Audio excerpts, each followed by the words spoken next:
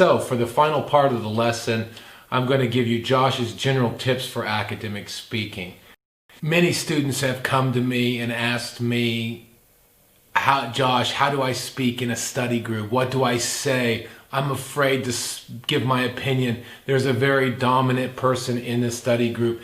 Others say, I don't know about, in my culture, it's difficult to talk to professors. Professors usually talk and they don't expect responses. Josh, how do I make a question in my mind? How do I formulate a question that I want to ask in a lecture? What I'm going to do is give you some great tips on how to maximize your speaking time in academic context. First, we have study groups. Make sure your voice and opinion is heard. You want to make sure that everybody in the study group has an opinion and has their opinion heard. Don't be quiet just because there's a dominant person who speaks too much. Don't hold back all the time, but at the same time, make sure that everybody else can get their opinion heard as well. So it's back and forth in making sure that everybody gets their opinion heard.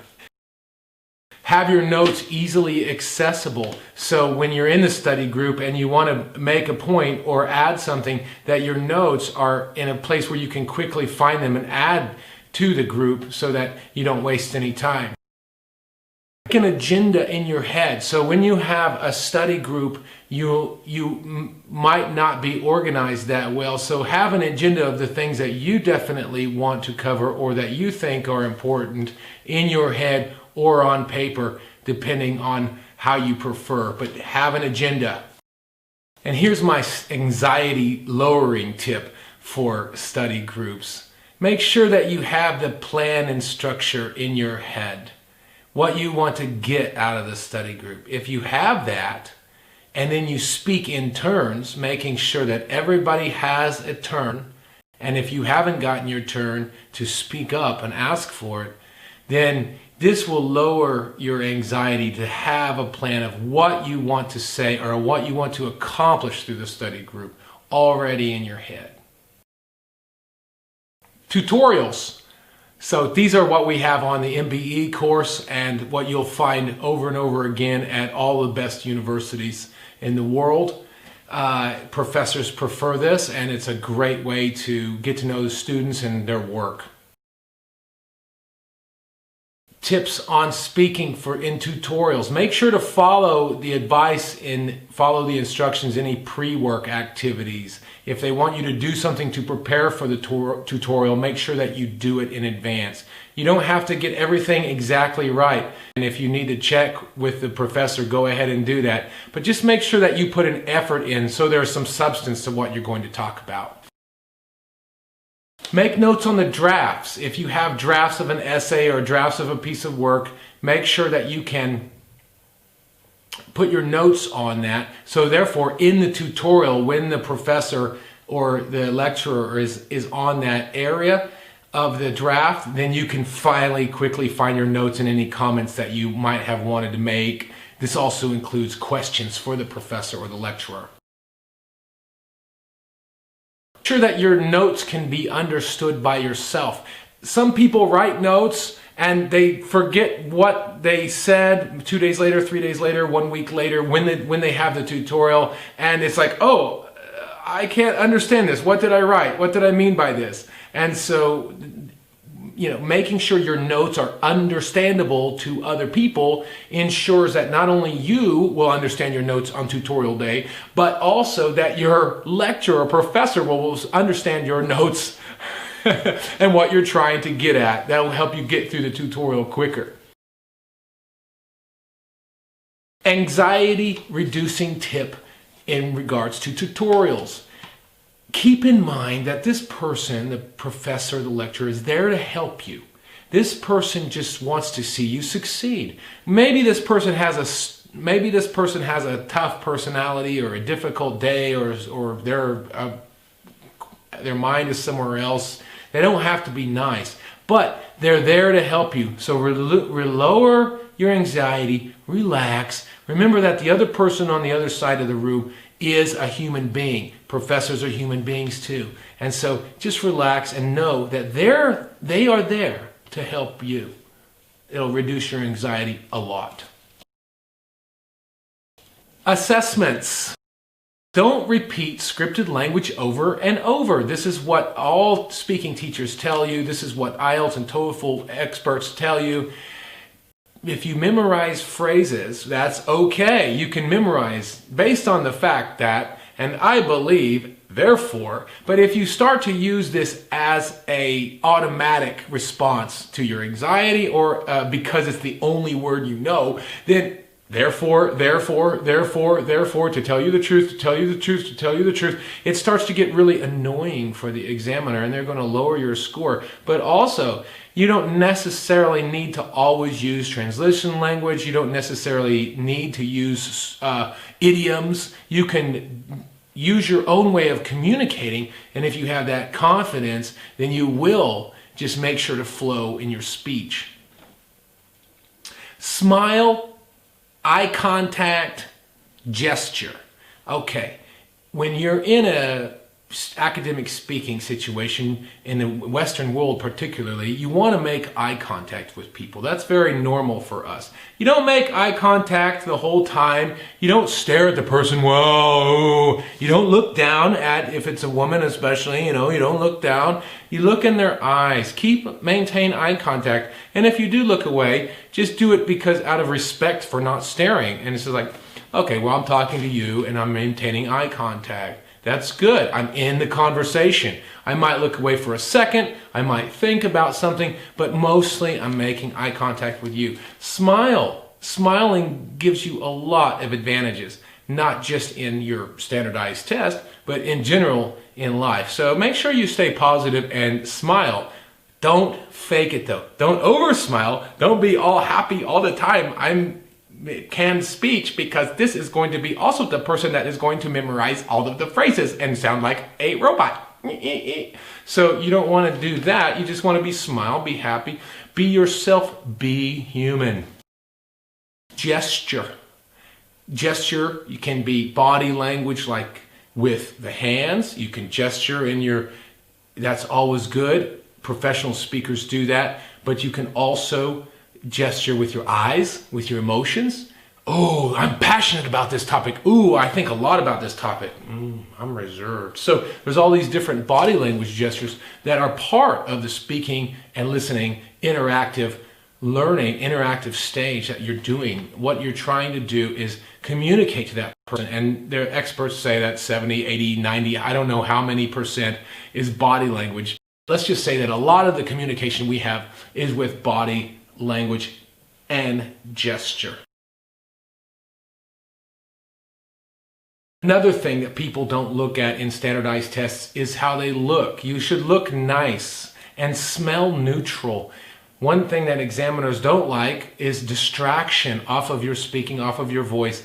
And if you come in and you smell very strong, like with a lot of perfume, for example, that will be distracting. You want to keep a neutral smell, a neutral look. You want to look professional. You don't have to overdo it in a suit, but you should always look professional because you're wanting to go to a master's degree. You're wanting to be a professional. You want to be respected. And so you're going to dress up a little bit.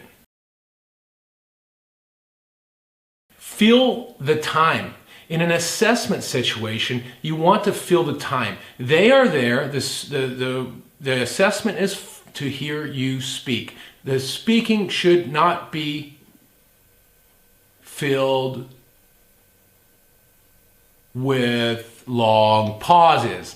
So you need to fill the time. If it's a 2-minute activity, talk for 2 minutes. Think of something to say. Continue on the last thing. Best thing to do is always build on the last topic or build on the response to what the speaker said. But fill the time. Be confident. You have to be confident if you want to be a good speaker, if you want to be a good master, if you want to go and talk to professors and be at an equal level with them at this point or in some point in the future, you have to have a lot of confidence. People love confidence. People love confident speakers. That's why confident speakers who know nothing else oftentimes become successful politicians. But you, in a speaking situation, in your assessment situation, you want to go in with confidence, because the confidence will overcome your anxiety. The confidence will give you the presence in the room to where the other person is sitting there. The examiner says, hey, I like this person. This person's confident. I'm ready for a nice conversation with this person because I know that this person is confident and this person is going to try their best to speak well. Think on your feet. Right now, I have not scripted any of this. I'm looking at 2 cameras on my own and not going to even edit it. Why? Because you make mistakes. Life is going to be filled with mistakes. In the spontaneous speaking situation, you will make mistakes. Don't stop talking. Don't lose face. You're not like on a ski slope, and then if you make one wrong move, bam, you're dead. This is a lot different. You are speaking to somebody in a conversation. Ooh, you might have to think about a word. Fill the time. Oh, what was that word? I know, that was the word. Yes, okay. Ooh, let me think about that for a second. So fill the time. Don't worry about making mistakes, but fill the time. Once you make a mistake and you think about it, you're going to get distracted and you're going to lose your energy. If you try to plan for these tests, by the way, that planning is going to work only partially, because the main thing is your speaking level is identified in the spontaneous, impromptu situations and not in this memorized kind of recorded practiced way. So the job of the examiner is always going to be get you to speak spontaneously. So you have to try and do that. The best way to do that is through practice, of course. Anxiety tip for assessments. Breathe. I did a breathing technique in an earlier video and showed you how that could immediately improve your focus on the conversation and also your preparation. So your heart is beating faster. Bam, bam, bam, bam, bam, bam, bam. It's a big high stakes situation. The best thing you can do is breathe in slowly through your nose, heavy and deep. Filling your stomach and lungs.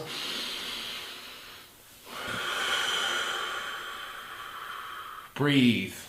Once you breathe 3 or 4 times, okay? When you feel yourself getting anxiety, just slow down your breath and breathe, okay? And keep talking, all right? That's going to lower your anxiety a lot, but also it's going to give you the focus, clean your nostrils, and increase your voice. The more you breathe heavy, the more your voice is going to be stronger, and then that signals confidence. Overall tips to master academic speaking. Anxiety. Overcoming anxiety is a major thing to do in order to speak productively in academic situations, whether it's a study group with peers or a tutorial situation or an assessment situation. There's going to be anxiety. First things first, be human. You're human. So is the professor. So are your peers. So is Tom Cruise. Everybody's a human, so it doesn't matter who's sitting across from you. They're also a human. They deserve respect. You deserve respect. They're going to treat you with dignity. You're going to treat them with dignity. They're going to be interested in you. You're going to be interested in them. Maybe not, but we just have to remember that we're humans. So relax. We're not robots. You don't have to be perfect. Second thing, breathe. Breathing is so important. Breathing, calming down. Also, you need to feel good when you go into the test situation or you go in the academic situation. So lower your anxiety by sleeping, by exercising regularly, and by getting a healthy diet and taking care of your nutrition. These things will increase your energy and also lower your anxiety. They do it. They work. Stay off the phone. Don't open your cell phone during an academic conversation. If it buzzes, ignore it completely. You want to be present in that situation.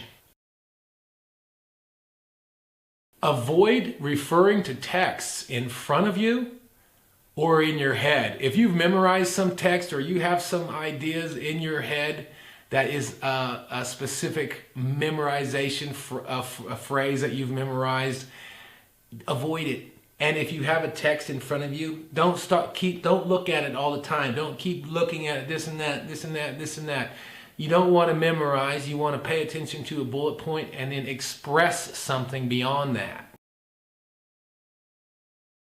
Listen first, then talk. A lot of people are waiting to talk. That's not listening. Listening is making sure that you understand or try to understand what the person is saying, what implications that has, and then you think, should I respond? Are they asking me for a response? If I should, then how should I respond? How do I respond? And so listening first, then talking will help you in most any academic situation.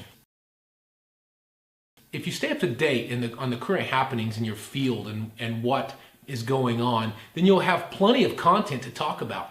Other people are paying attention to things and they want to know also new things that happen. What's the new data on that? What did the newspaper say about that? We all know different things and we're all constantly learning. So pay attention to what's going on in your field, and then you will have great conversations with other people in your field. Pay attention to what's going on in the news, and then you will have good general conversation, and put different news articles or mention different examples in your standardized assessment examination. The final point is to have an agenda. Spontaneous speech is spontaneous, but you can plan a little bit. You can help yourself out by having an agenda, knowing what you want out of the conversation, having an idea, having a direction of the conversation. What is the outcome of this conversation going to be? What do I want to get out of this tutorial? What do I want the other person to hear? You need to think about what's the agenda for my communication in this academic context, and then you will reach your goals. We thank you very much for this, for your time, and we hope to see you in the next lesson on the MBE.